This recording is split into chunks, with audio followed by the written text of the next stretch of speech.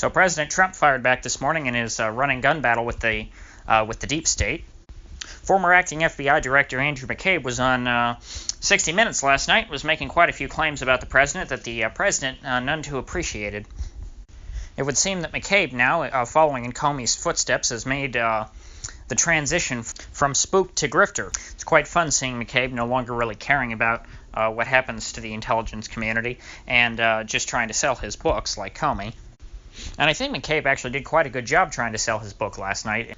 McCabe added some more context to his report that he and Rosenstein were trying to overthrow Trump via the 25th Amendment to the United States, which, for those of you not familiar, the 25th Amendment has a provision in which the vice president and a majority of the cabinet can vote to overthrow the president because he is somehow physically incapacitated. McCabe and Rosenstein wanted to use this provision to overthrow the president because they thought that he was a foreign agent, basically. Essentially, they wanted to get around what should have been really an impeachable offense if they were in fact correct, and use the 25th Amendment to remove the president.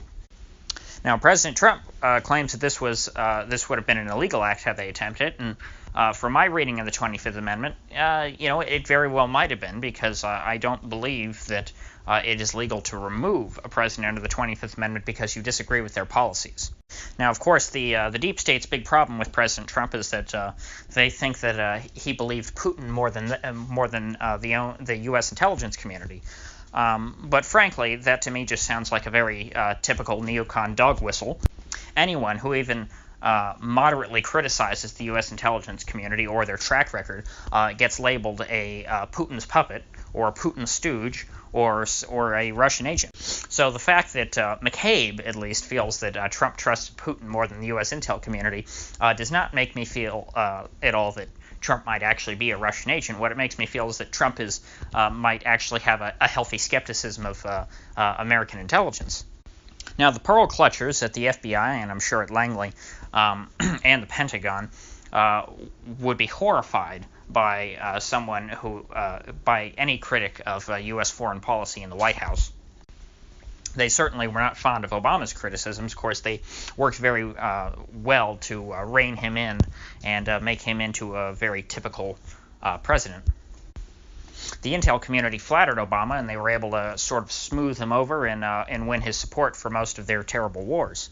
Now, Trump, however, they've taken the opposite approach. They've decided to come out hard against Trump and just say that he's a bad man, that he needs to get removed. That, I think, has actually made Trump probably less interventionist than he otherwise would have been, just because he wants to stick it to the folks who are insulting him and calling him a chronic peacenik. I think Trump is even more susceptible to flattery than Obama was. Had the intel community, when Trump got elected, if the intel community had come to him and politely tried to guide him in a more interventionist direction and told him about how much he would be respected if he acted like more of a war hawk, or how respected he would be for overthrowing Assad and Maduro and all these other people, I think that the U.S. would have been in all sorts of wars, because Trump's ego is insatiable. But when the intel community decides to take the opposite approach and just tell Trump that he's bad and that he's no good, then Trump will no longer respect their opinion, because Trump respects people who like him, basically. I mean, the intel community, it seems pretty clear to me that their main goal is just starting more wars and overthrowing whoever they see as not friendly to the CIA. And they very well could have had carte blanche under Trump. I mean, if you see Trump trying to look tough in the Middle East already, try to loosen rules of engagement for the troops, but of course that's different than loosening the standards for CIA regime change. I think something that really pissed off the intel folks was when Trump decided to stop sending covert arms and aid to al-Qaeda in Syria, which Obama had been doing for his entire presidency, trying to egg on the Syrian civil war.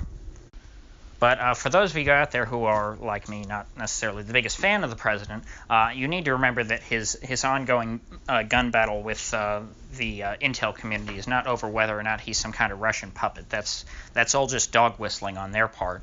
What it's really about is intervention. It's the The intel community thinks that Trump is too dovish, and they want him to start more wars. They really will let you get away with anything as long as you do that. I mean, the Bushes had very strong ties to Saudi Arabia, and the intel community didn't try and out them as foreign agents of another power or anything. The reason for that is because George Bush played ball. He was one of the intel community's their favorite presidents. I mean, his dad was the director of the CIA. I mean, you can't get much better than that as far as the intel folks are concerned. If you've made it this far, please consider subscribing to this channel and liking this video. I'll see you all tomorrow, as I intend on keeping up my pattern of uploading at least once a day, on most days of uploading twice a day. So stay tuned.